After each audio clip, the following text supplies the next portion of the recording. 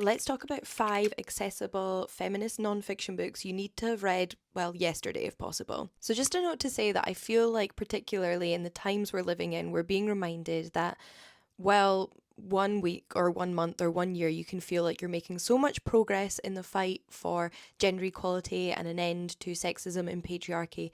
The next week, it can feel like you take 100 steps backwards, and it is a constant push and pull. So these books will address some of those issues and hopefully give you some ideas for where to go next. First up is the incredible The Patriarchs by Angela Saini, one of my favourite non-fiction writers. She is a historian of science and sociology, and in this book explores the different theories around when and where patriarchy came from, like why patriarchal civilizations exist, how they have spread, etc., etc. And it's an excellent reminder that history is not linear, progress is not always linear, and while things can get worse, things can certainly get better. Need something you can throw in your pocket but still packs a punch? Then Feminism for the 99% manifesto is fabulous, especially in this era of feminism being co-opted by those who already have tons of power to just simply gain more power. It is an excellent reminder that feminism also needs to be anti-capitalist and socialist in order to truly free everybody from, well, the minds of patriarchy. Jumping off similar themes, Women, Race and Class by Angela Davis is a classic. It's an absolute must read. It would be on any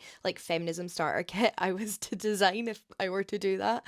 And this is one which emphasises intersectionality. It emphasises the fact that different women have different experiences and certain brands of feminism leave other women behind, and a history of, well, women, race and class, particularly in the US, but further afield as well. Today, meanwhile, I think one of the scariest things that I see happening online is women being led down far-right pipelines as much as men, but we're not talking about it as much, especially with like the rise in popularity of trad wife lifestyles. And that's something that's addressed in this fantastic book, Pink Pilled, subtitled Women and the Far Right by Lois Shearing. And this emphasises how much the far right rely on women while still hating them. Then last but not least, and possibly the scariest book on this list, is The New Age of Sexism, How the AI Revolution is Reinventing Misogyny by Laura Bates. Now, before reading this book, I knew that AI and new technologies were being used in problematic ways, but I had not realised the extent to which they were and how far forward in this almost like science fiction dystopian future we had already gotten,